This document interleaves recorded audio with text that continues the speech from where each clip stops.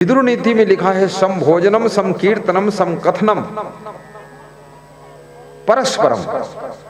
जो लोग अपने परिवार के साथ कुटुंब के साथ बैठकर साथ साथ भोजन करते हैं, साथ साथ बातचीत करते हैं, साथ साथ कुछ कार्यक्रम की चर्चा करते हैं, ज्ञातवी सा कार्याणी, और किसी कार्यक्रम में सब जाति भाई मिल करके उस कार्यक्रम में शामिल होते, सफल करते हैं उसको, परस्परम ना विरोधा कदाचन, और एक दूसरे का विरोध नहीं करते हैं, कुटुंबियों के बीच में एक दूसरे का सहयोग करते हैं, तो उसमें लिखा था वो लोग सदैव सुखी रहते हैं, उनकी उन्नति होती है, उनके घर में लक्ष्मी की कभी कमी नहीं रहती। कभी कभी भाई भाई में थोड़ा तकरार हो गई, देवरानी जेठानी में मनमुटाव हो गया, लेकिन जब बेटी का विवाह आ जाए, बेटे का विवाह आ जाए, तो सब एक में वो अवसर है, जाइए मन की गठान खत्म करिए और मिलजुल जाइए, साथ में खाइए रहिए, कार्यक्रम में मदद करिए, तो मन में जो दरार थी वो खत्म हो गई और मन में प्रेम की धारा बह गई, तो अपना घर परिवार फिर जुड़ गया। जुड़ करके रहो। मनुष्य का पतन उस समय शुरू हो जाता है जिस समय अपनों को गिराने के लिए अपने विरोधियों से सलाह लेना शुरू कर देता है, तो समझ लो उसके विनाश की शुरुआत उसी दिन हो जाती है। अपनों को गिराने की कोशिश मत करो कि देवरानी को गिरा दूं, जेठानी को गिरा दूं, बहू को गिरा दूं, सासू को गिरा दूं, पिताजी को नीचा दिखा दूं, बेटों को नीचा दिखा दूं, जरूरत नहीं। या चचेरे भाई को गिरा दूं, कभी ना सोचना। ये सोचो अपनों को अपना बनाने की विचारधारा रखो। जो पराये हैं उनको कितना अपना बनाओगे तब अपना बन पाएंगे, बहुत कोशिश करोगे, लेकिन जो अपने हैं वो अपने बने बनाए हैं, थोड़ा गम खा लो तो अपनों की ताकत तुमको मिलेगी, जिससे हर कठिन से कठिन कार्यों में आपको सफलता प्राप्त होगी। ऐसा बनाइए। पांडव 5 थे, उनमें आपस में प्रेम था, सुमत थी इसलिए जीत उनकी हुई।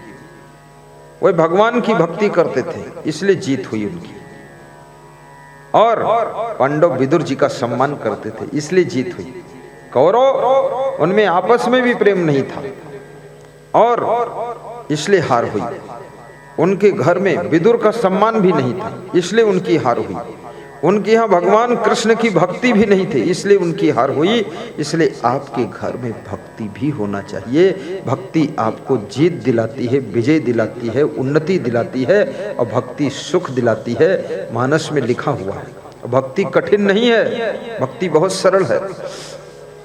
जब भगवान श्री राम 14 वर्ष का वनवास पूर्ण करके लौटे, पूर्ववासियों को संदेश देने लगे कि तुम भक्ति करो, तो पूर्ववासियों ने कहा कि हम भक्ति क्या करें, भक्ति बहुत कठिन है, हम गृहस्थी में हैं। तो पूर्ववासी जब बोले हम भक्ति नहीं कर सकते, तो राम ने समझाया कि भक्ति बहुत सरल है और ये मनुष्य जीवन इसीलिए प्राप्त हुआ है। बड़े भागी मानुष तन पावा शिवम। ये कागज लेकर तुम सबके पास जाओगे, नाम लिखाओगे, जल्दी जाओ वहां पहुंचो, मत बैठो। हाँ, ये काम करते ही रहो, एक दूसरे के पास बढ़ाते रहो। अपनी श्रद्धा से लोग जुड़ जाएंगे तो हमारे कौशल भैया का मनोबल बढ़ जाएगा। कौशल अकेले तो जा करके कहीं भी मेरा दर्शन कर लेंगे, गुरु से मिल लेंगे, लेकिन सबको दर्शन मिल जाए इसलिए गुरु को उमरिया लाने की उनकी योजना रहती है कि यहीं ले आऊं गुरु जी को। बड़े भागी मानुष तन पावा। राम ये नहीं कहते बड़े भागे ऊंट तन पावा, घोड़ा तन पावा, हाथी तन पावा, गधा तन पावा, शुतुरमुर्ग का तन पावा। नहीं नहीं, उनके शरीर की महिमा नहीं है, मनुष्य के शरीर की महिमा है। राम कहते हैं बड़े भाग्य से मनुष्य का शरीर मिला है। वो शरीर मिला है जो देव दुर्लभ है, देवताओं को दुर्लभ है। देवता भी इंतजार करते हैं कि मैं भी मनुष्य बनूं तो मेरा कल्याण हो जाए, लेकिन वे मनुष्य नहीं बन पा रहे। मनुष्य जीवन देवताओं से भी श्रेष्ठ जीवन है। सुर दुर्लभ सद ग्रंथन गावा।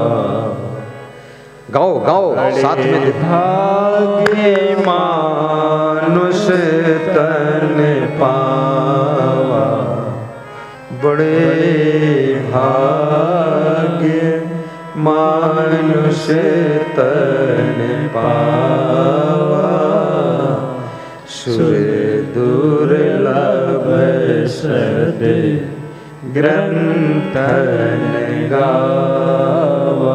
ऐसा है मानव जीवन, जो स्वेच्छा से लिखेगा उसी का नाम लिखवाना, कोई दबाव न डालना, सबके सामने निकल जाइएगा, दिखाते रहिएगा, वो बुला लेगा आपको।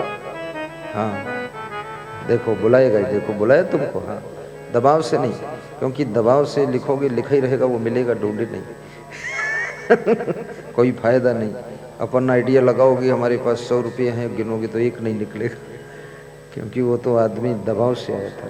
स्वभाव से आना चाहिए, भाव से आना चाहिए, दबाव से नहीं, प्रभाव से नहीं, स्वभाव से, भाव से, सद्भाव से, प्रेम भाव से आना चाहिए इसमें, क्योंकि भक्ति का मार्ग है।